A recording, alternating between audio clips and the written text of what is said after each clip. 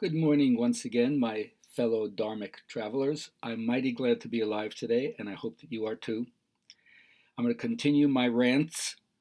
Today I'm sharing my interpretation of some of Joseph Campbell's works. The Power of Myth was a great series that he did on PBS with Bill Moyers. You can find snippets of it on the internet. You don't have to listen to the whole thing. But his very, very powerful message is that we all have spiritual potentials that are mostly being underutilized because we don't know how to read the symbolic references that mythology points us towards. So all the images in mythology are references to different planes of consciousness or fields of experience that represent spiritual potentials for human beings. And the myths help to evoke the meditative attitudes that helps you look at the mystery of the source of your own being. Remember, I said that's the first aspect of a living mythology. It puts you in accord with the great mystery. It helps you say yes in the heart of darkness.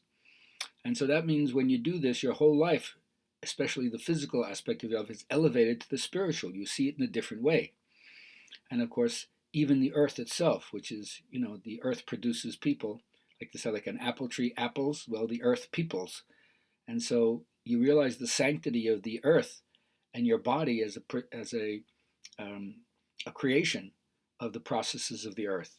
And so it's tremendous to understand just in the simplest way. I would love one of these quotes that says, "Spirituality is the bouquet of natural life, not a supernatural grace added unto it." So there's something just amazing about being alive. Just to be is holy in a certain way. Now, of course, love, and sometimes connected to the goddess, like the Aphrodite mindset, love is very paradoxical because if you love life, you also realize that life is horrific. And that's the mystery. That life is filled with suffering, and so therefore love also has suffering in it. And in the worst sense, you can say not being with the beloved, and I don't here mean the human beloved, but the divine beloved, is the worst form of isolation. When Satan, or in the Islamic tradition they call it Iblis, wouldn't bow down to Adam, although Adam knew all the names of the animals and none of the angels did, but Iblis, or Satan's commitment to loving God was so great, refused to even listen to God saying, bow down. And so that's the last thing that Iblis heard was, go to hell. Extreme separation from the divine beloved. That's the greatest pain. Nonetheless, the yoga chakra system teaches you that we have different needs or pulls that motivate us. Our motivation affects perception. So the first chakra down by the tailbone is all about self-preservation. And then the second chakra is all about pleasure and reproduction. And the third chakra is all about mastery of the environment and dominant psychology. Very, very self-centered, very, very ego-oriented in a certain way. But then when you get to the fourth center, that's the compassion center, now something else has really awakened in you. And especially if you want to awaken joy, this is something that everybody in a relationship can pay attention to. If you love somebody, first and foremost, you want them to be happy. You're concerned for them because you love them. But you have to learn to surrender and trust that each person will find their way through a different route than yours, and not the one that you think is best. Because love is not a strategy to get your loved ones to behave in ways that you think are right. You can't make anybody love you. So you got to get in touch with what you love about them and not what you want to get from them. And if you do that, you can let go of the thoughts that keep you believing something is missing, something is off, something is wrong in your life, and turn your attention to all the love that's actually there. So you shift away from blaming and criticizing anybody to compassion and acceptance, because when people are off, they must be suffering, they must be confused, and they don't realize that those actions, those thought forms, those words, that's not the way to be happy. So if you want to be happy, just simply practice compassion. Now, eros, or the desire that we normally associate with sensuality and the zeal of the organs for one another, the personal factor doesn't come into it. It's just like a biochemical rush. You can be attracted, genitally speaking, to so many people.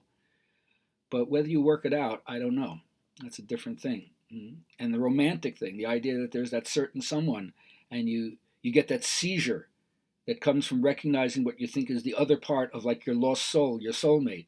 But to get to conscious love, to the place where you are in the state of love, you don't need somebody as a connection to get there. It's not because of your sexual pull.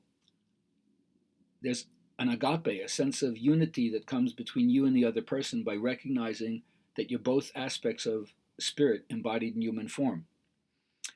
And to open your heart up to somebody else means that there's an authenticity that's coming from you, and it doesn't come from obeying rules. Ecclesiastical despotism kills that authenticity and makes you go by credo instead of libido, by belief systems instead of trusting the passion of your own heart. And so myth tells you how to bear it, how to understand it, how to interpret it,